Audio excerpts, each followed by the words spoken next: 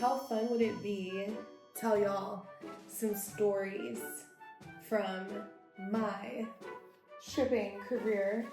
I'm going to be taking you through a little stretch flow, and you can just copy what I'm doing while I tell you some juicy gossip, the best nights I've ever had as a dancer, a spicy dancer.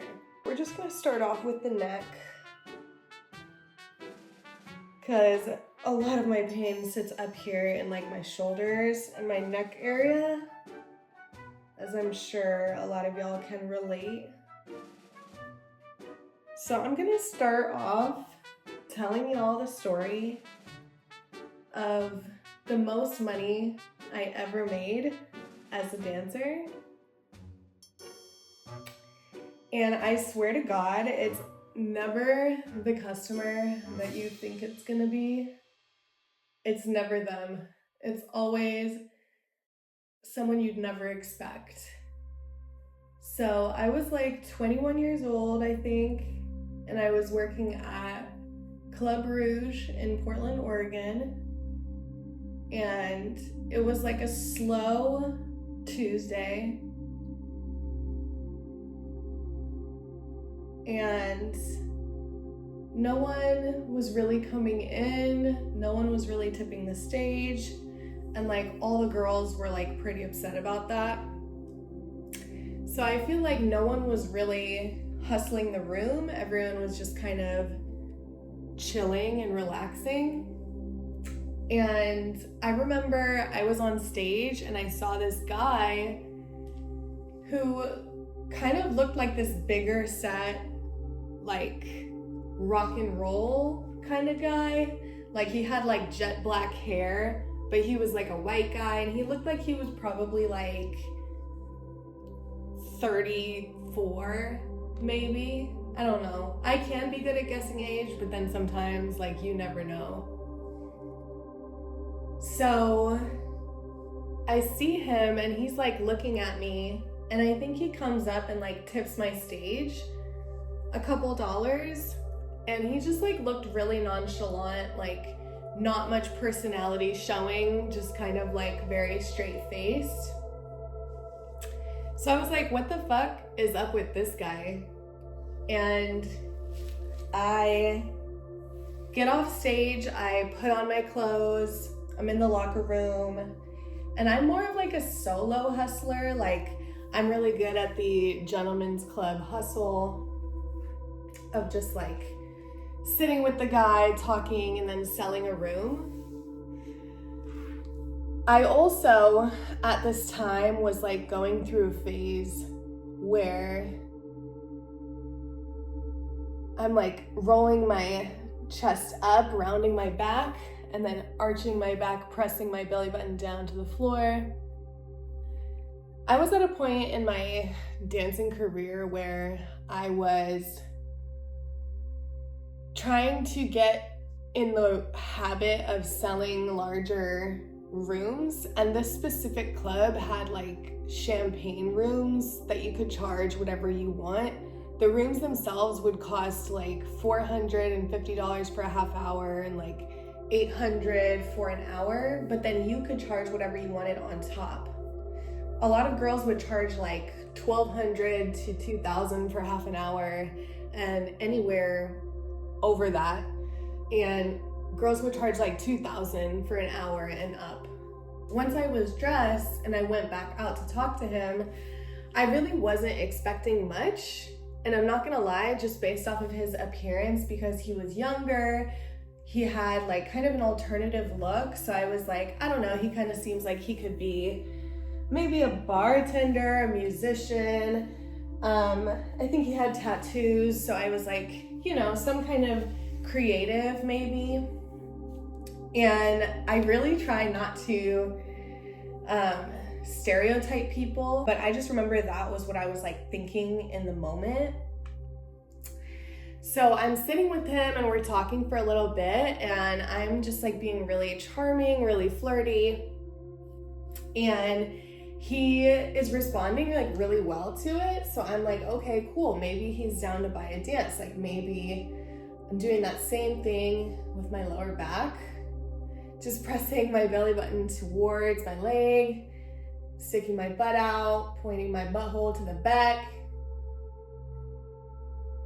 So yeah, we're talking, he's feeling me, and at that point, I think I'm starting to pitch the idea of going to a room together, and I think he's like responding really well to it. I think like he likes the idea, and he doesn't even really ask how much it was, and I was like, okay, great, let's go talk to the VIP hostesses.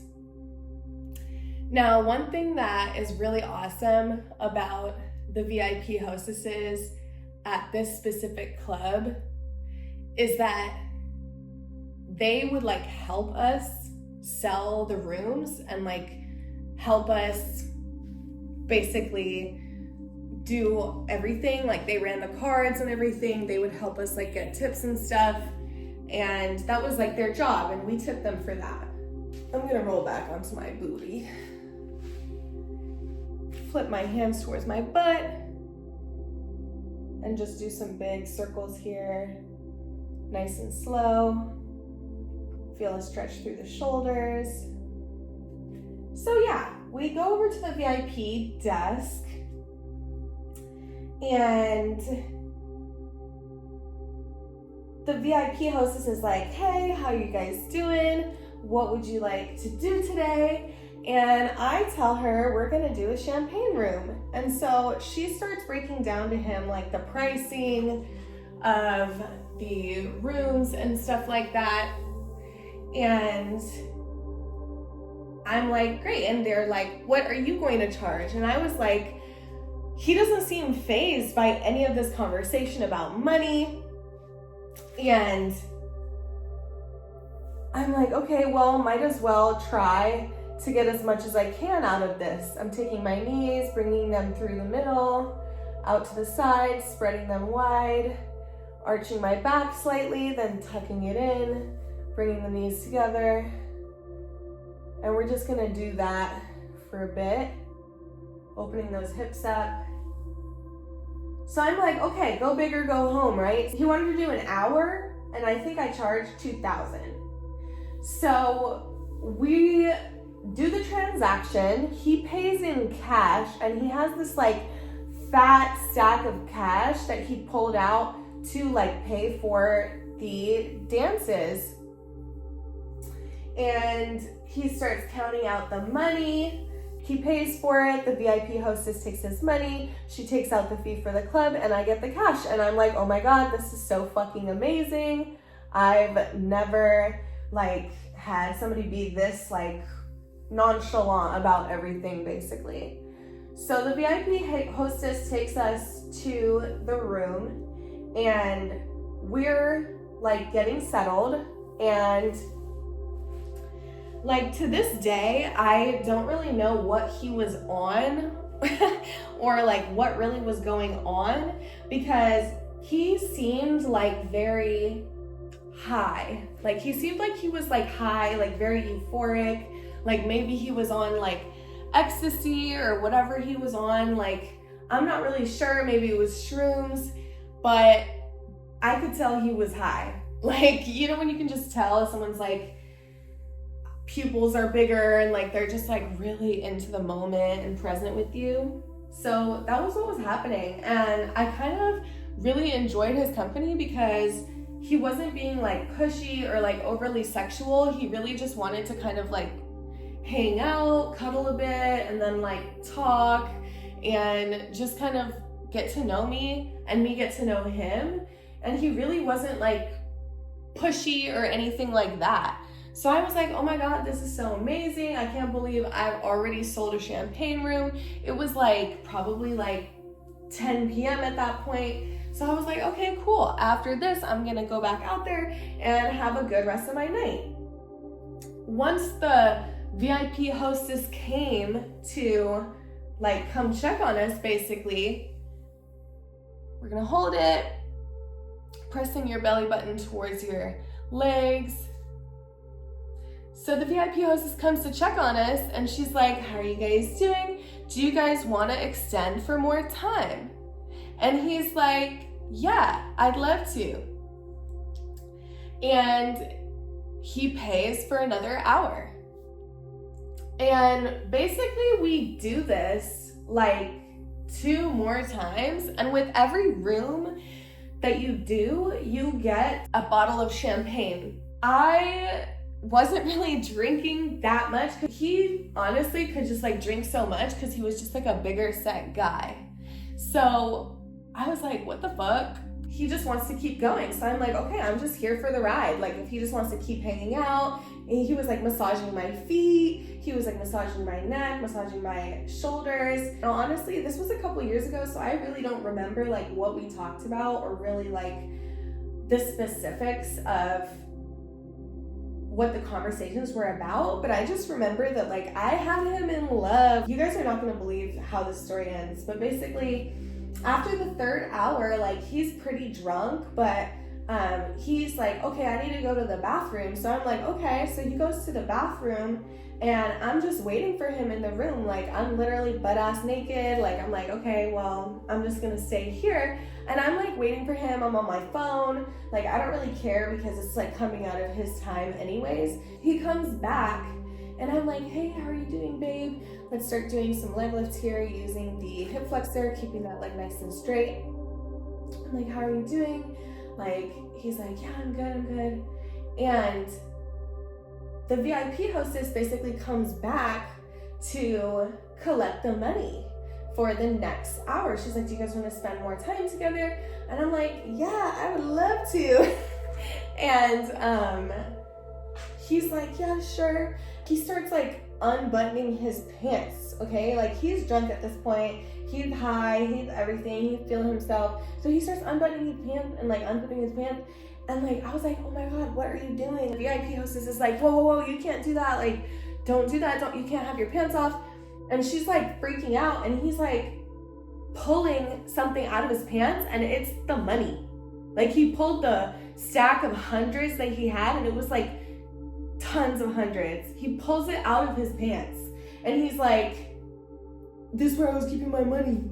And she's like, oh my God, like put your pants back on. Like, and he's like already kind of zipping it up and buttoning it because he's like kind of embarrassed, but he was drunk and just like keeping his money there, I guess, after he went to the bathroom. I'm like, what the fuck, man? Why would you put your money there? Yeah, anyways, he pays and she's like, listen, you can't have your pants unbuttoned, like they have to stay buttoned. And he's like, yeah, I got it. And I'm like, yeah, I know, like I'm gonna make sure he acts right. And she's just like, okay, and kind of like gives me a look. And I'm like, girl, like this is not my fault. Like I had no idea that that was where he was gonna put his money. So we're gonna do some stretches here, doing some side. We're gonna go around the world, going into a seal after this. So I'm like, okay, we do the hour. I'm like, what the fuck? I just made like $8,000. Like, obviously I had to tip out of that. And like, he's just like, okay. And at this point he's pretty fucked up. So he's like stumbling and shit. And he just walks like straight out of the VIP room after the 4th hour and like right out of the door. Didn't ask for my number, like nothing like that. Literally just walked right out of the VIP room and out the door. Like, get the fuck out of there. Like, he was like, all right, I'm ready to go. And I was like, what the fuck? And like, I just remember just being so confused over like everything that had happened. And after he was like paying for those dances, the VIP hostesses were like holding my money for me behind the counter. So basically the shift was like about to end and I was like, I'm pooped, I'm exhausted, I'm gonna go back up to the locker room, get my stuff, get ready to go. So I'm getting all my stuff, I'm getting ready to go, and I go to the VIP desk to pick up my stuff. And I'm going there and, you know, it's my girl is there, she's counting my money. It was like the craziest day ever. And I left with approximately, I think like $7,400. And that's like the most money I've ever made as a dancer. Very rarely have I ever gotten close to that like highest amount ever, but that's the most amount I've ever made as a dancer. It was incredible, and to this day I still think about that experience. I never saw him again. I have no idea who he really was, and honestly he didn't really give too much personal information. I definitely felt like he was on drugs because we could just sit there and like graze our hands together for like 10 minutes, and he was just like so mesmerized by that. So yeah, that was such an interesting experience, and also a reminder to anyone listening to this, like, never judge someone just based off how they look. Try to look for more context clues, like specifically like maybe what they're wearing, maybe the way they carry themselves, their body language, I think says a lot more about somebody than just what they look like. So just something to keep in mind, and you never know when it's gonna be like your best night ever, and that's why consistency is key, because you never know when maybe that one person's gonna walk up in the club and make it the most money you ever made in one day. So that is my first story. Now I want to tell you guys the story about, we're gonna do a figure 4 with our legs, pull it up. Now I want to tell you guys the story of the time that an NBA player came into the club, and that whole story. Okay, so I'm not gonna name names because like I don't want to get in trouble. He basically came in with the whole team. It was like the Bulls basketball team, and they all came into the club at Club Rouge. I was probably like 19 or 20, because when you're under 21 at Club Rouge, they have you off to the side on these like under 21 stages where you have to basically dance and stay up there the whole time. You're not allowed to come down and talk to the customers or hang out with them or sit down and have a drink because you're not 21. So they make you dance all night long on these side stages. You're allowed to go and do private dances and like lap dances, but in general, you gotta stay on those stages or be in the locker room if you're not wanting to dance. So I was up on those under 21 stages when the Bulls team comes into the club. Now, there's this big section in the back of the club, and the under 21 stages are off to the side. So when the Bulls team comes in, they start occupying that big back section. Whenever VIP people come to the club, it's pretty common for the strippers to like swarm the booth, like swarm the whole area. So that's kind of what all the over 21 dancers do. They start swarming the booth and basically taking over the entire section and like dancing for them, talking to them, and entertaining them. They're being pretty polite customers. They're tipping the stage, and they all have like their security with them. Their coach was with them, and like some of their team, basically like the Bulls team that like traveled with them to Portland to play this game of Bulls versus whatever Portland team. I remember that the guy, we'll name him X. So X is basically like eyeing me down super hard. I'm definitely trying to get the attention of someone at their booth, and he's like making eyes at me, so I'm like making eyes back and just getting like really flirtatious with my dancing on the side stage. And he's like giving it right back to me, like smiling at me, flirting with me. Now, there's a bunch of girls around him, and I can tell they're like talking to him, trying to get his attention. And I'm like swiveling my hips left to right while I'm arching my back in this position. It can feel really nice. Today we're just squirming on the floor, doing things that feel good.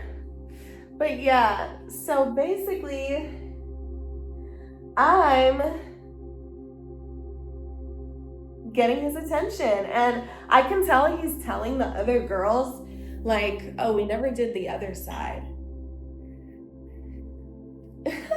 This is such a mess today, guys, but like I just felt like this would be fun, and I hope that you're having fun with me.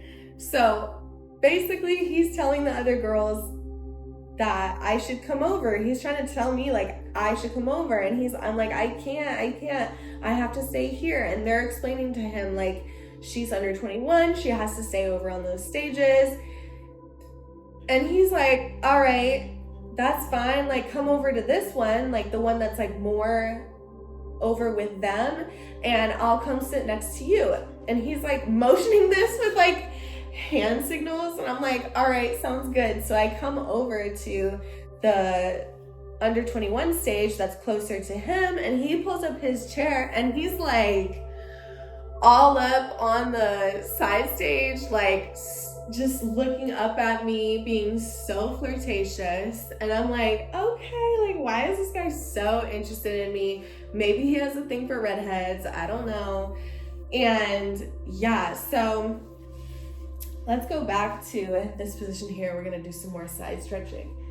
So he's like, yeah, just putting it on me, flirting with me. And he has these like 100 stacks of ones. And at first he's like throwing them very generously on me while I'm just kind of like, you know, dancing a little bit. He'd be like throwing this big amount of money. And I think he liked the fact that like the other girls were like watching and jealous. And I was kind of just swapping between like dancing sexy and like talking to him. And he was like, do you know who I am? And I was like, no, I don't. And there were some girls around when like he said that, and they were like, you don't know who he is? He's X. And I'm like, oh, I'm sorry, like I don't really follow basketball, I don't know who that is. And he like looked at me, and I could just tell that like he was into the fact that like I didn't know who he was. So that was pretty interesting, but also I kind of get it, like as a famous person, you probably like to meet somebody that like doesn't really know anything about you. So I was kind of playing into that, just asking him stuff, flirting with him, being like, oh my God, your hands are so big. And yeah, he was huge. He was like 7 feet tall or something like that. I think he was literally like 7 foot or 6. I think he was like 7 foot 2 inches. He was ginormous. And I'm like 5, almost 6, not even. I'm like 5'5.5". And after he throws like 100 of the ones all over the stage, which was like pretty quick, like within the first 5 minutes of him talking to me, then he starts just like handing me the 100 stacks. Like he's like, fuck it, like I just want to hand you the money. I don't want to throw it. I don't want to make you pick it up. I'm like, a gentleman, yes, king. So yeah, he's treating me well. He keeps giving me the 100 stacks. It's like $600, $700 in of 100 stacks, and I'm just like putting them in my purse. And I'm trying to get him to do a room. I'm like, why won't you go and do a room with me? Like, we can have fun. And he's like, no, I can't. Like, my manager said I can't be seen going to a room here. Like, there's gonna be gossip, and like, I don't want it getting back. And I was like, okay, like, again, I don't know anything about him. So I'm like, okay, whatever. Like, you're still handing me hundreds and we're having fun. So I'm cool with this. And yeah, so we hang out a little bit longer. He tips me $1,000 total, and then their whole team basically leaves the club, and the club closed. I think they stayed until closing. So yeah, that was the end of the night. And then I went upstairs, I put my stacks of money in my bag, and I got the fuck out of there and went home. And yeah, it wasn't one of the best nights I've ever had, but it was definitely like a very cool experience to have. Now we're gonna get into some split stuff. So I'm gonna do my half pigeon and roll my hips from right to left. So it was like honestly a really cool experience. And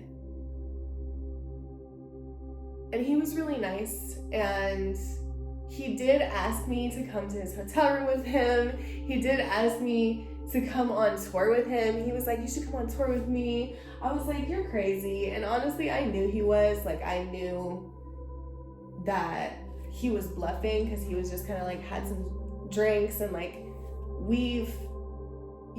we're at the strip club. Like, we all know this isn't really real. So I never heard from him again. And yeah, that's the end of the story. I did find out later that he has a wife. And like, I can't believe he was talking like that. But at the end of the day, as a stripper, like, that's not the craziest shit that you'll ever hear. But yeah, it was a pretty cool experience. And I love that he spotted me out because he had good taste. That's the end of that story. So let's talk about story number 3. Okay, I'm gonna tell you guys a third story because I love you guys so much. We're gonna do circles here. I fucking love doing these circles in this position. It feels so good. So, story number 3. Let me think.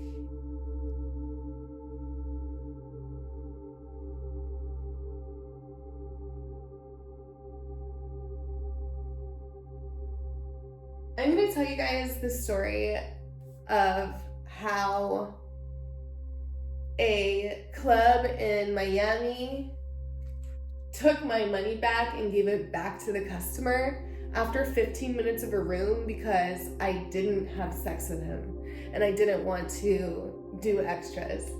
So I had just moved to Miami probably like a few months prior, and I was still trying to get like settled into the culture, the space, everything going on over there. And I didn't really understand that there were so many extras going on in the clubs for a variety of reasons. I just didn't really want to do extras, and I felt like I was in a position where the club was encouraging it. I'm working at this club that my friend helped me get hired at, and it's more of like a stage and booth club, but they do have rooms and dances in the back. Now, because I was a new girl and I was like I was good on the pole, but like, I don't know, people are always skeptical of the new girl, and I was also like one of the only white girls. So I'm trying to find my way, trying to hustle customers. But I'm from Portland, where I'm used to like talking to customers and basically having a conversation to sell a room. And quickly I learned that most of the girls were making money by dancing in these like larger booths with customers. Like, that's what my friends were doing.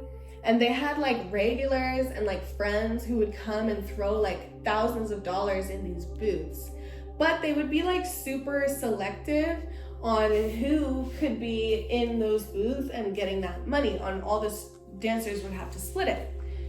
I've been in clubs like this before in like Atlanta and Florida, and it's definitely like a pretty stressful environment because everybody's trying to get in those booths, and then the customers literally have to kick girls out. So I was trying to get in the booths with my friends, but like, I don't know if it's because of how I look or whatever reason, I kept getting like kicked out. So I was like, okay, I gotta just worry about my solo hustle, and that's that, no big deal. I can do this. Solo hustle. Oh my God, that hurt so bad. I solo hustle all the time, everywhere I go. So like, I'm just gonna do that. So I'm basically trying to sell dances and sell rooms, and I'm having some success selling dances. But when it comes to rooms, the guys are like, are you gonna suck dick? Are you gonna fuck, basically? And I'm like, well, no. And then they're basically like, no, I'm good, sweetheart. Like, that's what I'm here for. So I'm like, okay, well, shit. Well, I don't know what I'm gonna do because this is not really working, and none of the clubs here I can really make good money at. And I had like really high bills at the time because I was trying to have an apartment in Portland and Miami at the same time, which is crazy. Like, that was just such a crazy thing of me to do, but I needed to make money. So I was like, okay, shit, well, I'm just gonna keep trying, because at least at this club, I'm making a couple hundred on stage versus like the other clubs. I was like really struggling to like make enough because of the saturation of girls in Miami and just like the different club culture. It's more of like a nightclub culture. So I'm going, I keep trying the booths, I keep trying everything. I'm getting some luck here and there. I'm hanging in there. But one of these days I'm talking to this guy and he seems really into me. It's like, you know, maybe it's a Friday or something like that. And he's just talking to me after work. We're getting along. He's flirting. I'm flirting. And it comes to like, oh, like I want to get a room with you. He brought it up first. I was like, okay, yeah, sure. Let's do a room. That sounds great. He suggested it. It sounds like, you know, he seems like he understands the etiquette, like where I'm from, where you just like spend money on the dancer and we just talk more and hang out more and like, you know, give a little lappy lap. And so we're going back to talk to the VIP person. He pays for 30 minutes. He pays like $400 for 30 minutes or something like that. And I was like, okay, let's go. And we go back to the room and I give him a lap dance, like my normal rooms that I would normally give. He's like enjoying it. Like I can tell he's enjoying the dance. We get to about 15 minutes into the dance and he's like, so are you gonna suck my dick, basically? He's like, so are you gonna, you know? And I'm like, no, like, sorry, I don't really do that. Like, I don't really do that. Like, I can't do that. I can't use the excuse that the club doesn't allow it because there's literally alcohol spray bottles and tissues in the corner of this room. All right? Like, the clubs totally know that this is going on, and the house moms even have condoms. So it's like, it's totally allowed in these spaces. And I was new, and no one really told me this because my friends weren't really the ones doing rooms and dances. So I didn't fucking know. I'm like, I'm just doing my job. I'm just giving you a 30-minute VIP room. So he's like, nah, fuck this. And he stands up. He doesn't even say bye to me or anything like that. He literally just stands up and walks out of the VIP room. He goes up to the VIP guy. It was a guy at this place, and I kind of hate it when the VIP person is a guy. But anyways, he's telling the VIP guy, she scammed me. She said I was gonna fuck. She said she was gonna suck my dick, blah, blah, blah, blah, blah. And I'm coming out of the room, like still putting on my clothes, like, what the fuck, where are you going? And the VIP guy is like, whoa, whoa, whoa, because he's already stressed. Like, it's a Friday. He's pissed off because the customer is complaining. And he's like, this place is a ripoff. Like, this is a scam, blah. He's getting so angry. And the guy at the VIP desk is like pissed off too. He turns to me and he's like, this is your fault. And I'm like, what the fuck? Like, I'm literally just standing there speechless because I'm like, I cannot believe that this customer is doing this. This has never happened to me in my whole fucking life. And I didn't lie. He was the one that was like, let's go do a room. I was like, okay, yeah, like, let's go have fun.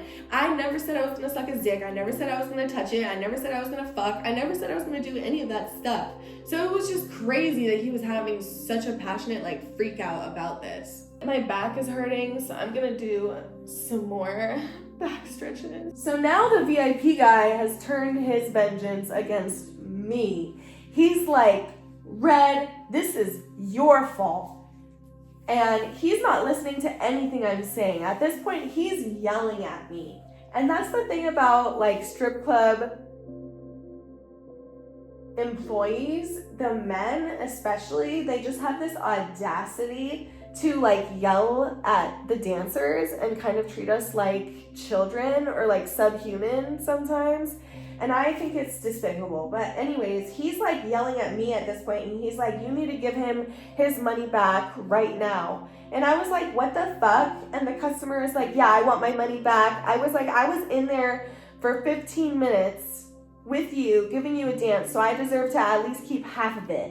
And he's like, no, but you said you were gonna do this. And I was like, no, I didn't. And me and the customer are literally yelling at each other. The VIP guy is like, he looks at me and he yells at me. He's like, Red, give him his money back now. And I'm like, okay, I'm getting yelled at by the staff of the club now. So I'm literally like, I reach in my bag, I take the money, and I give it back to him. I'm sorry, it still upsets me to this day. But I gave the money back to him, and he like storms out of the club, like basically cursing. And at this point, everybody's looking at me. All the girls are looking at me. The VIP hostess is fucking pissed. Host, I keep saying hostess. But he's fucking pissed, and he looks at me and he's like, don't ever pull that shit again. You're gonna be banned from selling rooms if you pull that shit again. And I look at him like, hey, can you stop yelling at me for like 1 second? Because if you would have listened to me, you would have heard me say, I never told him I was gonna do any of that. And he's like, basically he said something like, you know what you're doing. Basically, he's like, well, are you brand new to this? He's like, is this your first day? He says something super condescending like that. And I was like, no, I've been doing this for years. And he's like, yeah, well, then you should know what you're doing, and you should know that you shouldn't scam these motherfuckers because you're going to piss them off like that. And now you piss me off, and now you're going to piss the manager off if I tell him too. And I said, so y'all condone prostitution basically in this building. Like, you're encouraging it. Like, you're saying that I should have fucked him, basically. And he's like, if you're going to come up in here and say that shit, I'm going to tell the manager and you'll never show your face here again. And basically threaten my job. I was like, you know what? I'm out of here. Thank you and goodbye. And I went to the locker room, I packed up my shit, and I got the fuck out of there. And I went home and I had a serious sit with myself because I was like, girl, what are we going to do? Florida is eating us alive. It's eating us alive. And it was. I was literally burning bridges with every single club that I went to. And eventually, I was like, you know what? I just don't think that this is aligned. And I had to pretty much get the fuck up, take your knee, bring it over. I had to basically get out of there. I had to leave Florida because I was just having such a horrible time adjusting. I didn't have any friends. I didn't know anybody at the club. And the few friends I did have, you know, they're worried about their own bags. But yeah, that shit was crazy. And overall, I would say, unless you're down to do extras, which there's nothing wrong with that, don't go to South Florida. Don't go to Miami because... Actually, I'm not going to say that because if you are the type of dancer that can handle yourself in the booths, in the sections, if you got work done, you know, and you got a banging fucking body, I would say you might do well in South Florida. But me, I just had such a hard time making money there compared to here, Portland, or some other places that I've been. So I decided at that point to move back to Portland because I was like, I don't know what I'm gonna do out here. It did take me months to be able to afford moving back to Portland. I got into online work. I started red light therapy in that time. I was really just figuring things out, digging myself into debt until I could get my ass back here to Portland. I'm just so glad I could be here and so grateful for the experiences that I've had that are positive, and luckily my negative experiences don't outweigh the positive ones. But I figured I should give you guys a well-rounded mix of stories. I hope that you guys enjoyed this, what should I call it? Yoga and tea time? Yoga tea? Tea and yoga? Next time I need to have tea. Anyways, let me know if you guys enjoyed this video. I will see you guys in the next one, and check out my other movement videos and vlogs if you're into stripper content or stuff like that. I'll see y'all in the next one.